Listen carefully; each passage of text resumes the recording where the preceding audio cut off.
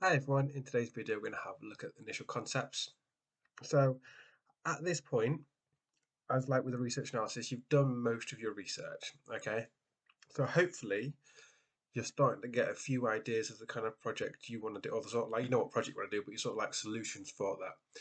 That's why at the start of the project, when we were talking about the kind of like context you wanted to do, I was trying to avoid you saying, Simon, I'm going to make this, or I'm going to do that. Because the whole point is you start with the problem, research the problem a little bit, talk to the user or the person that has having the problem, and then from then ideas should start to form. Okay, so that's kind of why we do it the way we do it.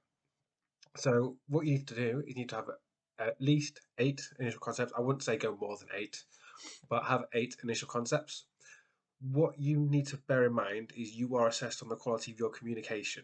Okay, so well, you're assessed on 2 parts. So the quality of your communication, that communication is, yes, it's written communication, but it's also how you communicate your ideas. So that can be annotations, but it also will be um, sketching, CAD, physical models.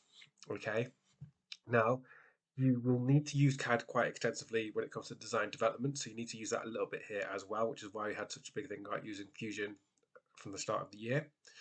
Um, but you can play to your strength. So if you are someone that is doing A level art or you did GCSE art and you are very good at sketching, by all means you can do some more sketching.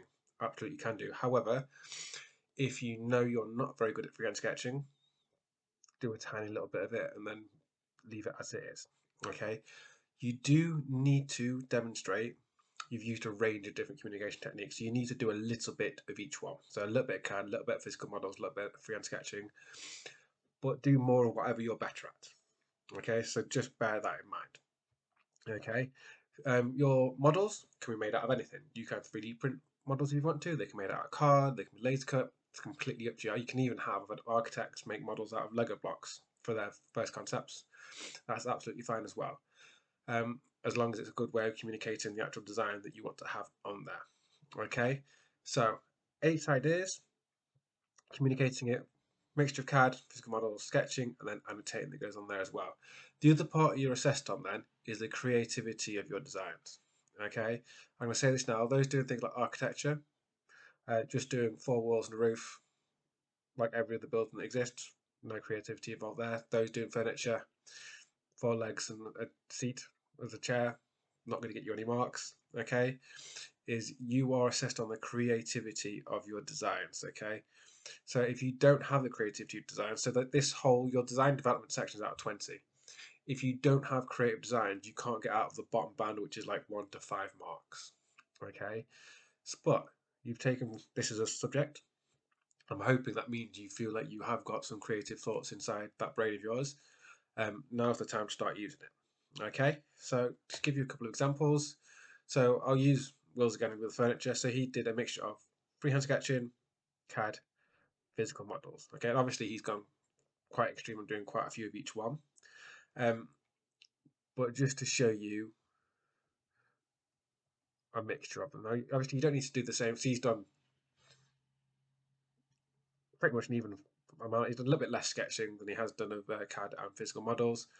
But as I said, play to your strengths. You've got to have some CAD in there anyway, regardless, because we use it a lot in your design development. But if you are quite good at making little physical models, that's like you specialize in, or you're very good at sketching, do a little bit more of that as well. I'll never tell you that you will always have to sketch, because my sketching, I've not practiced sketching in forever, so I would always move away from my sketching. And you can tell from this one that Will, like his sketching is definitely the weaker of his communication techniques, but it's fine because he's still got them in there. So he still demonstrates he's used a range of communication techniques, okay? Because that's what you're after. It's a range of different ways to communicate your ideas to me and to the examiner as well.